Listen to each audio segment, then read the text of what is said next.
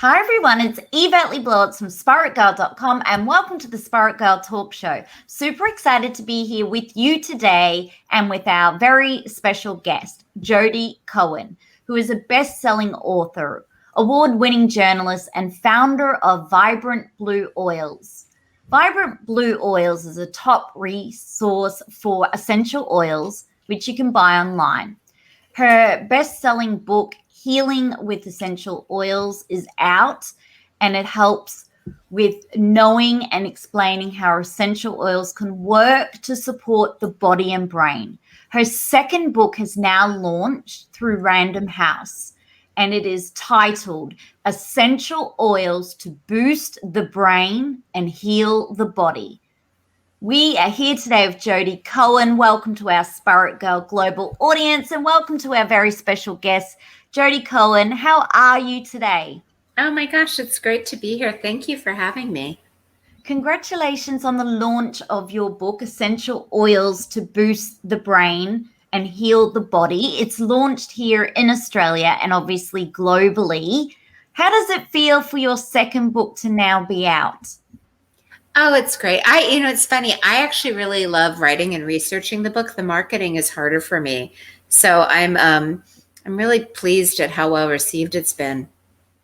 Yeah, Jodi, before we dive into your book, are you happy to tell our audience a little bit about yourself and how you got into this whole vibrant blue oils and essential oils?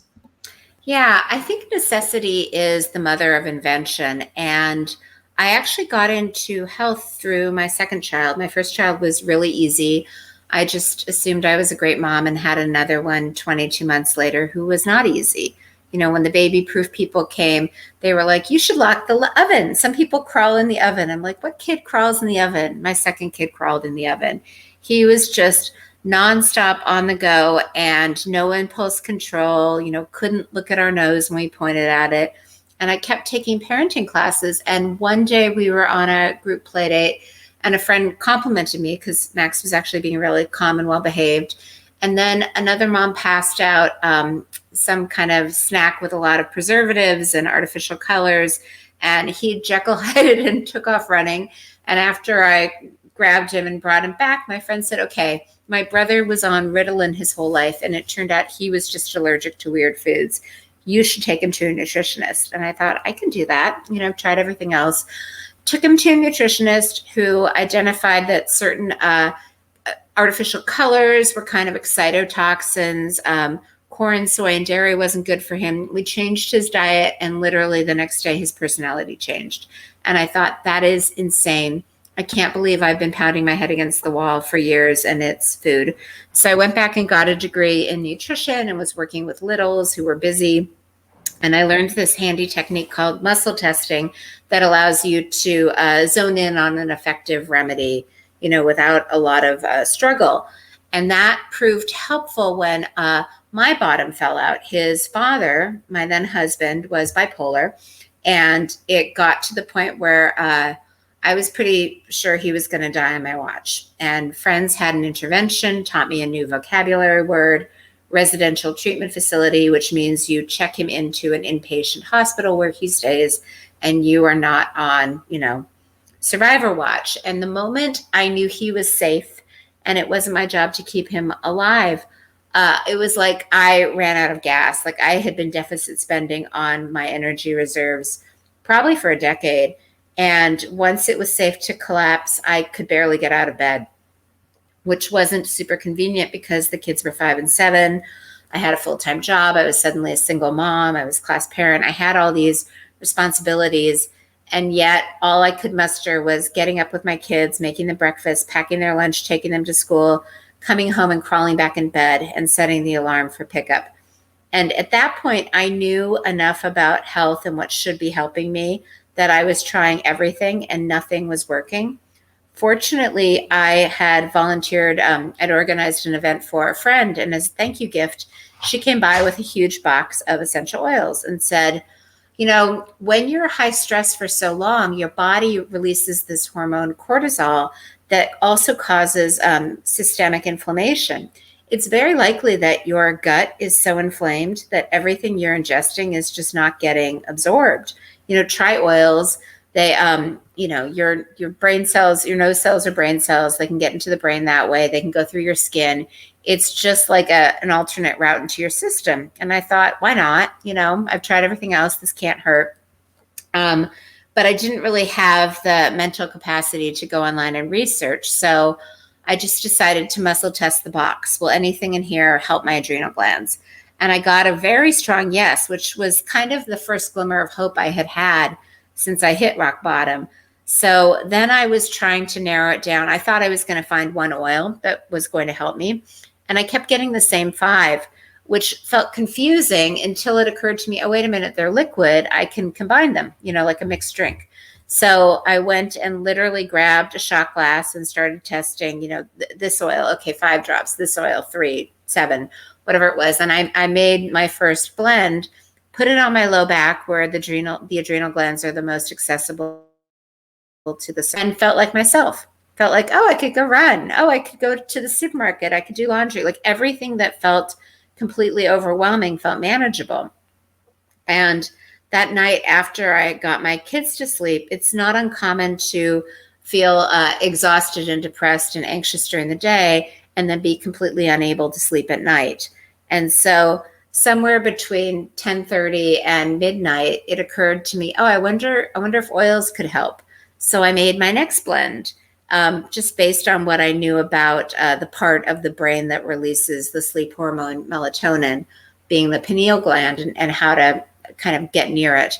So I just kept making things up until I really started to feel like myself again, at which point my friends and colleagues wanted to try what I'd been making. I was almost laughing like, oh, this is silly. I don't know if it'll work on you. It worked on everyone. Then they suggested that I should do something with it. And it occurred to me, someone must be doing this. It's so obvious. So I finally went online and looked up how people were doing essential oil blends. And I was incredibly surprised by 2 things. The first being that no one was really looking at essential oil blends through the lens of balancing physiology, organ systems, regions of the brain. And the second was that they made it seem so complicated that I was profoundly grateful that my mental capacity was so limited, because if I had started with research, I would have felt completely unqualified and I never would have tried it. Wow, that is such a moving story. First of all, Jodi, you are so incredible and so strong to get through everything you've been through in your journey. And sorry to hear about your husband's ill health and the challenges you had there facing that adversity and looking after your children. And I'm sure everybody can resonate with you. My heart went out to you and your husband too, and children, because we only ever want our loved ones to feel good and to be healthy. And, we all want that energy. And that's why you're here today to help. I'm getting goosebumps while I say this, but that's why I really, really wanted you on the podcast show today, because what you do with your oils is so unique and you've lived it. And you had to experiment, and knowing how exhausted you are and how burnt out we get and how run down, and you're right, there's so many people who can't sleep at night, even though they're totally exhausted, their mind won't switch off, or their brain. The anxiety is through the roof due to COVID and restrictions. People are losing loved ones for all kinds of things, whether that be cancer or old age or accidents and things. But Jodi, now when it comes to your book, with essential oils, if someone's going, okay, I see essential oils, but I don't really know how it works, are you able to just explain a bit more on the essential oil and the effects on the central nervous system or the brain or our body? Yeah, it's funny. So the story gets even more bumpy. my husband kind of came out the other side. And then a few years later, he was driving. My son was about to start 7th grade, and he and 3 of his friends decided they wanted to go whitewater rafting on the other side of the state. And their dad was driving them there. They never made it. There was a car accident on the way, and my son was killed, and 2 of his friends died from injuries after the fact. One boy survived. And my daughter, it happened on a Monday, and all of a sudden all these people are at our house, and I just kept thinking, I don't know how one survives this. Like this is more than I signed up for. And my daughter kind of looked at me and said, you can't fall apart because I need you, because suddenly she didn't have a brother, she didn't have a dad really, because he wound up involved in some legal things for the accident. And I'm like, all right, I guess I'm just going to figure this out, one step at a time. But I was grateful because I had oils. And the reason I'm sharing this is because my joke with my son, we live in Seattle where it rains a lot. So we spent a lot of time in bookstores. And he would always, he was a voracious reader. He could read like a Harry Potter book a night. But he would go pick out his books, and then I usually he would probably bought 20 at a time, and I'm like, you get to pick 2. So he'd sit on the floor, and I'd go look in the health section and try to find an oil book that explained things the way it made sense to me, and I could never find it. And so finally he said to me, I guess you're just going to have to write it. And it's frustrating because I think oils have been relegated into this kind of almost witchcraft realm where people just think it's woohoo and they don't get the science. And the science is so basic. Oils are the concentrated essences of plants, and plants are really the makeup of most of our pharmaceutical drugs. 50% of the pharmaceutical drugs that have been approved by the FDA in the last 30 years are derived from plants. Aspirin is white willow bark. Valium is valerian root. It's very common. Most of the pharmaceutical drugs, the antibacterial drugs, the statins, everything is kind of derived from mechanisms in plants. And so if you use the natural version, it is plants. If you want to kind of, make sure that it gets into the system more easily, that's oils. Because what people don't realize, most of the remedies are ingested, right? Which means that you actually have to be able to digest, absorb, and assimilate your nutrients. And there's so many things that go awry. You can have low stomach acid. It goes basically through the digestive pathway and then goes through the liver before it gets into the blood and is then pumped through the body. What people don't realize is that nose cells are brain cells. When you smell something, it gets directly into your system. And the hardest area of the body to gain access to is the brain.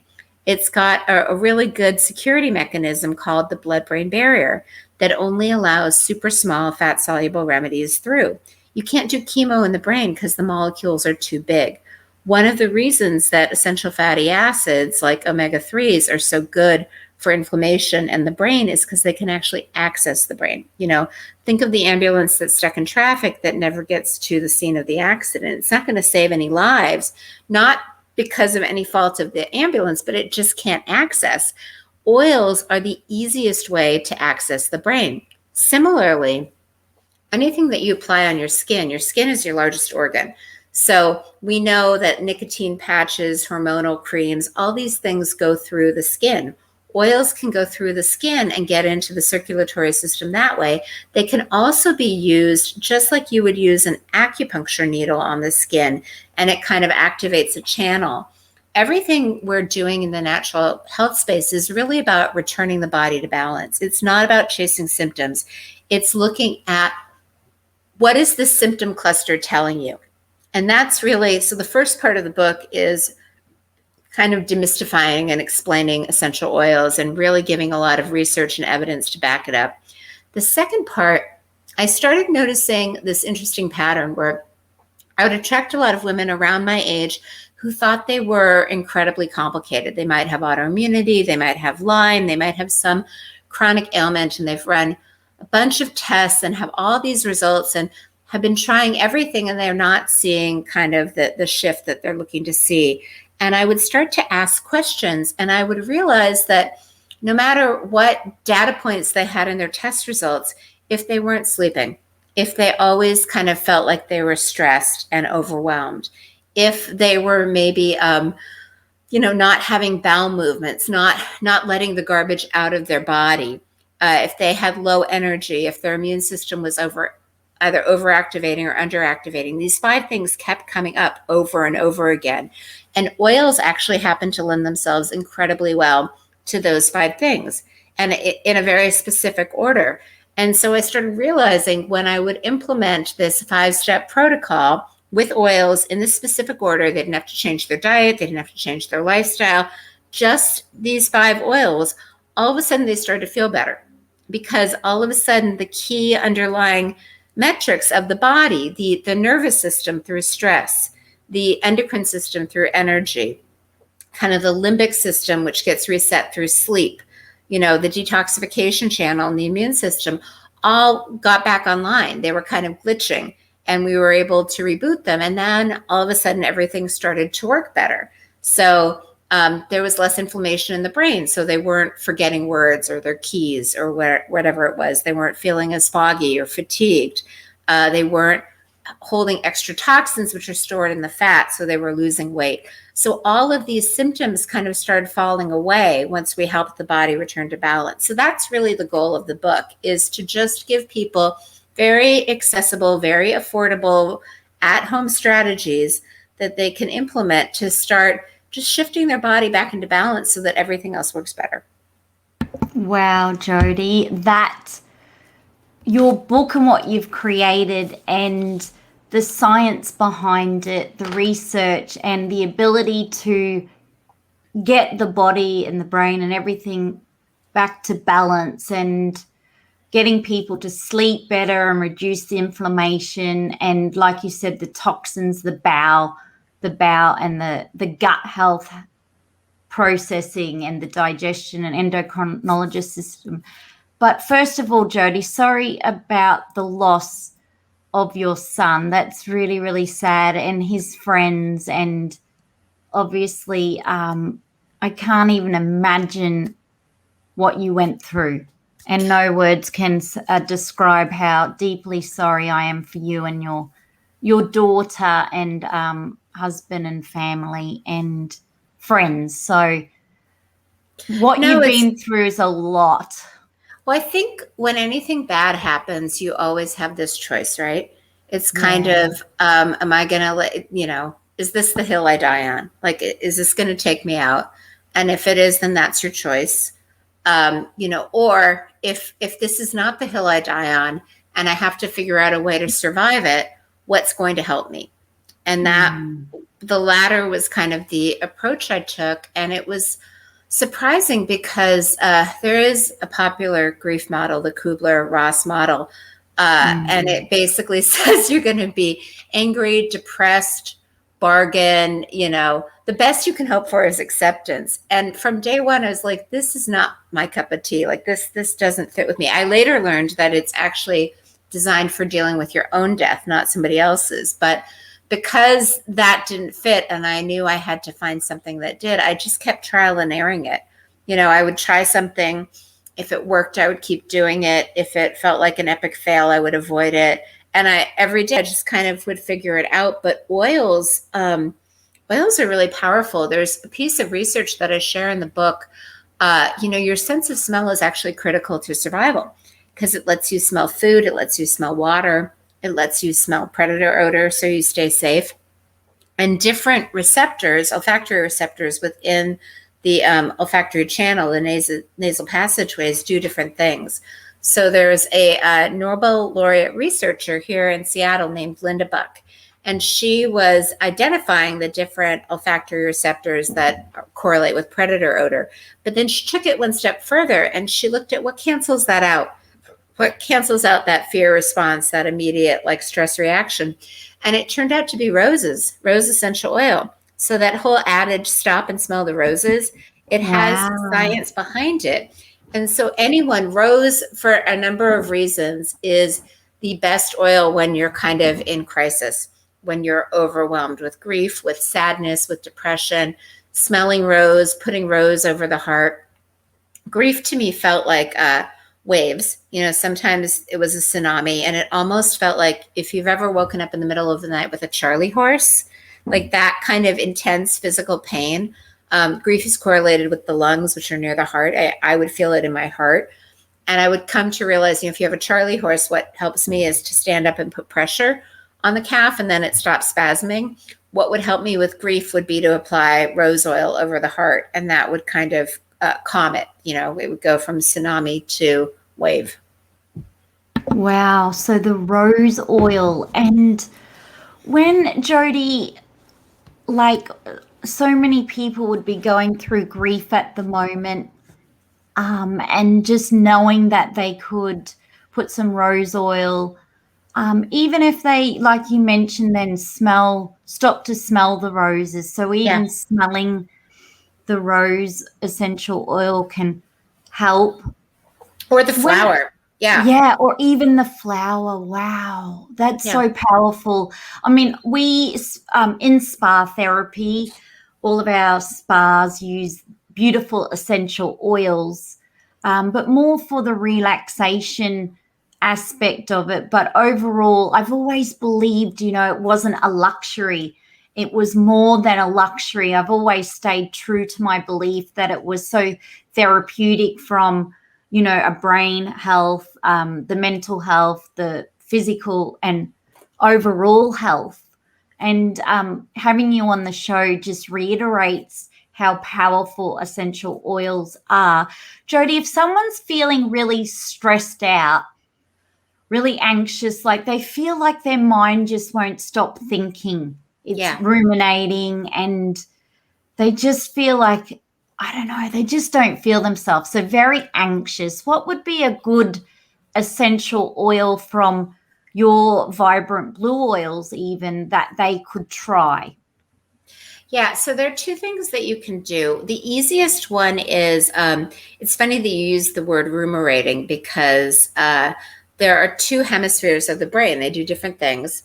The right hemisphere is kind of known as more of the ruminator, and the left hemisphere is more, relaxing. So if you're having an anxiety attack, that is your right frontal lobe.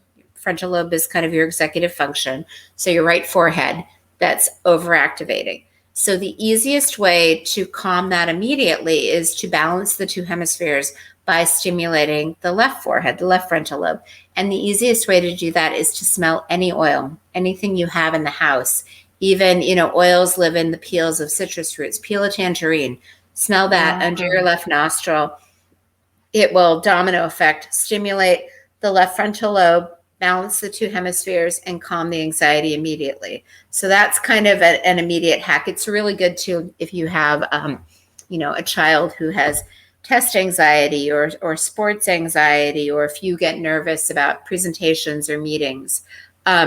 The other thing that's going on, the way to kind of unravel that, our operating system for our body is known as our autonomic nervous system, and it controls all of our automatic functions.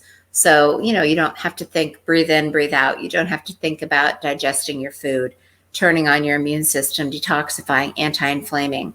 It's designed to keep us alive, right? And so it has different speeds. If we're under danger and survival is at stake, resources are allocated toward that survival. So blood is routed away from digestion and detoxification to your arms and your legs so that you can either fight or flee. Your respiration increases so that you have more oxygen for more energy. But what happens, and even your attention changes. Your pupils, the black part of your eyes, get really big like saucers so they can take in more light, so that you can selectively make your next choice to help you stay alive. But it kind of shuts down your ability to access all of your cognitive function, because if you're stopping and contemplating your navel when a wild animal is chasing you, you're probably going to be lunch. You need to just think about fighting back or running away. So the on-off switch between kind of you're under threat, you have to fight or flight, called the parasympathetic branch of the nervous system, and you're safe. It's okay to process things. It's okay to not feel anxious. It's okay for your heart rate to slow down. That is the parasympathetic state. And the gear shift between the two is the longest nerve that most people have never heard of. It's your vagus nerve, cranial nerve number 10. I'm going to geek out on anatomy because it's a bit important. It starts at the very back of the head. It's actually the information highway from the brain to the body and the body back up to the brain. And then it goes from the back of the head, splits, winds around both sides behind the earlobe. If you feel with me right now, just behind your earlobe, you're going to feel a bone. That is your mastoid bone. That is where this vagus nerve is the most accessible to the surface and the thickest. It then winds through your throat, your heart, your lungs, every organ of digestion and detoxification. People, when they talk about relaxing, often talk about breathing techniques, box breathing, where you, inhale for the count of 4, hold for the count of 4, and then exhale for the count of 8. Longer exhales activate the vagus nerve. If you do yoga, the breathing and the twisting activates the vagus nerve. That's why you feel better. But what's interesting, that point I kind of paused on behind the earlobe on the mastoid bone, there was some interesting research by a New York neuroscientist named Kevin Tracy. He was surgically implanting pacemaker-like devices right there and using that to electrically stimulate the vagus nerve. And he was getting phenomenal results, so much so that the FDA in the United States approved this for epilepsy, depression, and migraines. So the domino effect goes electric stimulus to stimulate the vagus nerve, which turns on the parasympathetic relaxation response. And when I heard that, I thought, oils are stimulating, and that's kind of a popular acupuncture point. I bet you could put a stimulatory blend right there behind the earlobe to do the same thing, to gear shift you out of stress. So one thing that always felt hard for me personally, and then with clients, you would tell people you have to shift out of stress. And they would say I have parents that are elderly that I care for. I'm a single mom. I have a stressful job. It's not like you can change your external environment or just drop any balls, but what I didn't realize at the time is you can change your internal response. And a really poignant example for anyone who's ever been driving and someone cuts you off, and one day you're like, whatever, they're in a hurry. It doesn't bother you. You're fine with it. It doesn't affect your day in any way. The next day, someone cuts you off and maybe 4-letter words fall out of your mouth, and you're just so upset by this. The only variable in that situation is you and how resilient you are in that moment. And if we can help you gear shift into that place when, stuff is going to go wrong. There might be something disappointing on the news. Someone, in your life might have a bad day. You cannot control the world around you, but you can always control how you show up. And being able to stimulate that point, especially with something so easy and affordable like essential oils, that gives you a lot of power. Wow, that's incredible. So we're talking about the point behind here, Jodi, behind our earlobe. Exactly. And when we go to, say, use a particular essential oil blend, what blend would you suggest? Well, you can use many. I, in the book, detail the exact recipe for clove and lime. Clove is, there are different ways to assess, how quickly you drop into the parasympathetic branch of the nervous system. One is to kind of look at heart rate variability, and there's a ring that you can wear that determines that. Clove is actually the most amazing oil because it's really high in this chemical constituent eugenol that's fabulous for so many reasons, and it's highly stimulatory. It's just, part of blending is chemistry. It has medium-sized molecules. So on its own, it would take maybe 20 minutes to go through the skin and stimulate that nerve.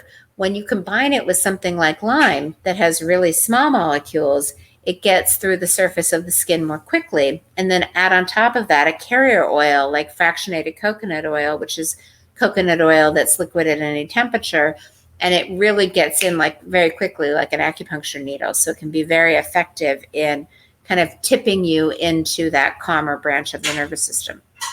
That is so incredible, because when I think about how you just mentioned getting into that pressure point, like the acupressure point.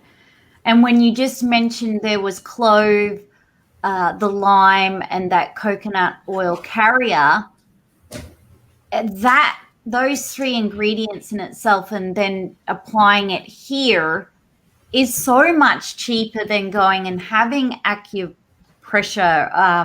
acupuncture, or like you said, you can't change it. And I'm the same, like my mum is sadly in aged care, and it's a constant worry or stress there with her health. And I know so many people who have got elderly loved ones in aged care during COVID-19 have been on, I guess, a bit of high alert. You're constantly, without realizing, it's very hard. Yeah. Especially mode. Yeah. And I mean, this has been such a roller coaster ride, I think, for all of us. And just knowing, I mean, think of the roller coaster ride. Like it's the scary part of going down, and kind of the unexpected part of what makes this so hard is it feels so outside of our control. So the more we have control over how we are going to respond, like my response on roller coasters is to exhale. Whenever I have to pass a truck, I exhale. Like doing something that calms me down always empowers me. And this is just such an easy tool that you can use, whenever you're feeling kind of like your heart might explode out of your chest, or like, your husband asks you what you want for dinner and you might rip his head off. Just, those kind of exaggerated responses. Yeah, I know what you mean. Because when we're stressed, our system is just like firing.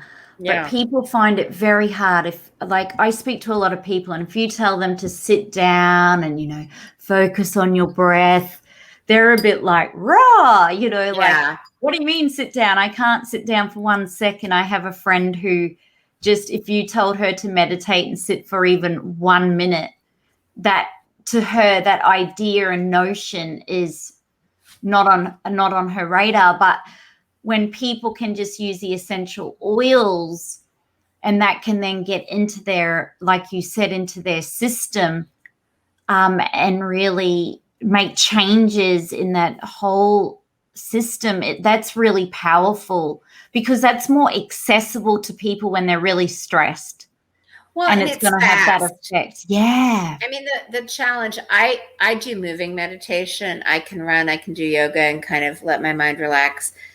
Sitting is very hard for me. But, for an oil, you literally flip the bottle and stick it behind your ear. It takes 2 seconds. And what people find is when they notice, like, oh, I feel better, and then they use it more. If someone's listening and they're like, I don't know if that's my thing, try it, leave it by your toothbrush. You're going to brush your teeth before bed. And when you wake up in the morning, just put it on then. If you can link it to another habit, that's the easiest way to start. And if you start to notice, okay, I feel calmer, I feel safer, I had a big presentation due today, and, my child was having a meltdown and my husband couldn't find his keys, and it was still okay. Like, I didn't lose it just because everyone around me was losing it. I love that. Now, Jodi, a lot of people are reaching out to me. They're really struggling with insomnia, with sleep. Yeah. You work with so many people that are going through the same thing. Even though they're like a busy mum, they still just should fall asleep, but they just can't switch off. We always hear that lavender's really good. But with all of your knowledge, what would you suggest would be a great way to help someone try and switch off and get some sleep? Lavender is interesting. It's a little bit like Benadryl, like our first red eye. They're like, oh, give your kid Benadryl, it'll knock him out. Well, it will either knock him out or make him super hyper. Lavender is the same way. It's not a one size fits all. The way that I have found it to work the best, though, is as part of an Epsom salt bath, because remember, your skin is your largest organ. So Epsom salt is magnesium, which is relaxing. My favorite recipe is 2 cups of Epsom salt, 1 cup of baking soda. And then honestly, with COVID, I've been adding a little bit of borax, like just a teaspoon, because that's great for kind of detoxifying. And then I use the bathtub as a mixing bowl. So I just drop in like 1 to 3 drops of lavender and mix it into the salt before adding the hot water, because then, oil and water don't mix. The oil stays in the salt and doesn't float on top. That seems to be kind of a full body relaxing experience. But what's interesting about sleep is there are really 4 underlying imbalances that can throw your sleep off. The first one is if you have trouble falling asleep, and that's what you alluded to earlier. The stress hormone cortisol has an antagonistic relationship with the sleep hormone melatonin, which makes sense because if your life's in danger, it's really not going to save you to fall asleep.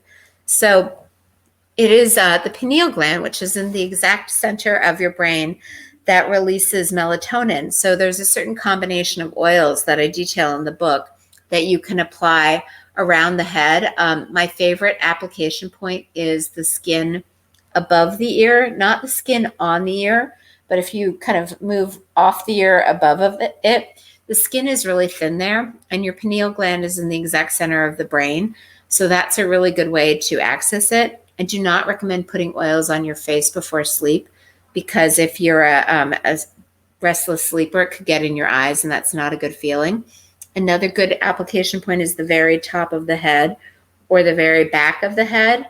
The most relaxing oils are valerian root and spikenard, but they tend to smell like stinky feet. If you go that direction, maybe apply it on the bottom of the feet. That's a good application point. Chamomile is also really relaxing. If you are waking up around 1 a.m. and you're wide awake, that is a blood sugar wake up. What happens is your blood sugar dips too low, your adrenal glands release emergency energy, and you suddenly have sugar in your bloodstream. So anything you can do to support your pancreas to release insulin to carry that sugar out of the bloodstream and back into the cells is really helpful. Rose geranium is a great oil for that. If you're waking up around 3 a.m., maybe you need to use the bathroom, and then you manage to go back to bed and you're a little groggy, that is liver thyme. Anything you can do to support your liver or your gallbladder before bed. Castor oil over the liver is great. Helichrysum, white grapefruit, black cumin seed for the gallbladder. All of those things can help support your organs of detoxification so that you sleep through the night.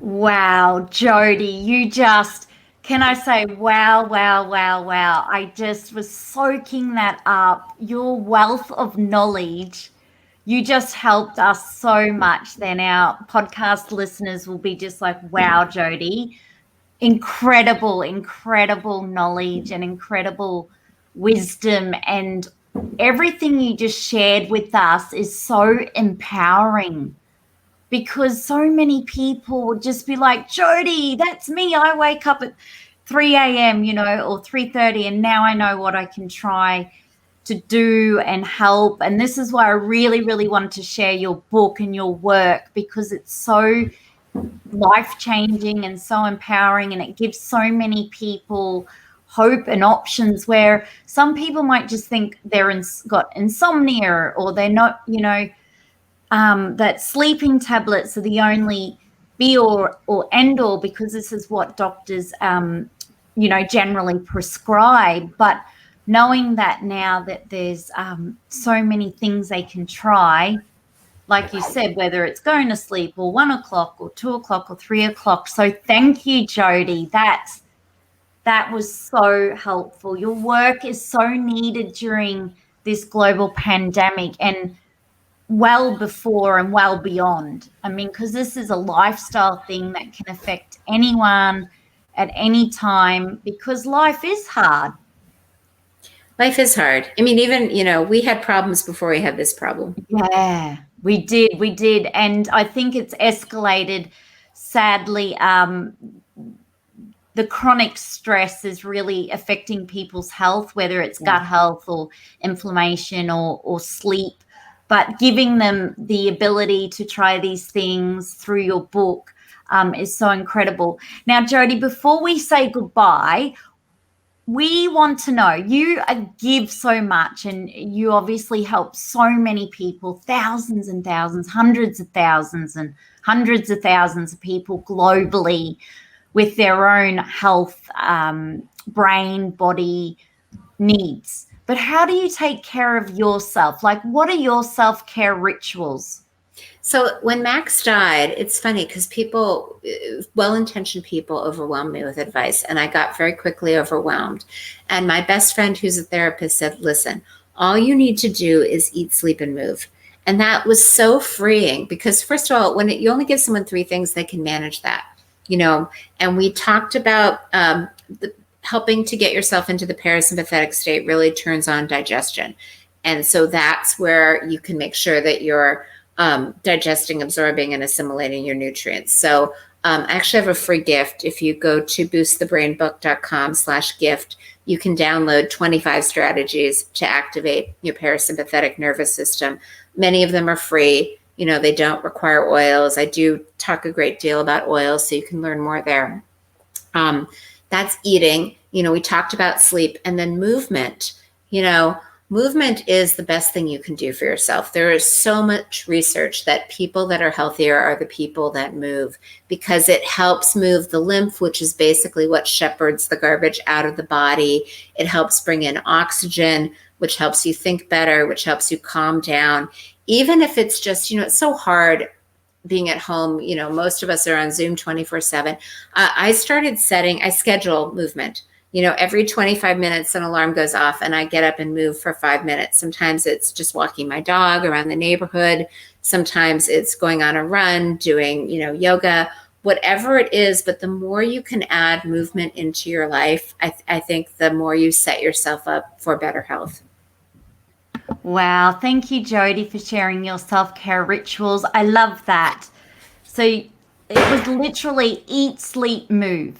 Eat, sleep, move. Yes. Incredible. And just what you walked us through there, if we can try and implement that in our lives and our podcast listeners, eat, sleep, move, then we are already improving our well-being and health. And I love how you set a time for every 25 minutes to get up and move.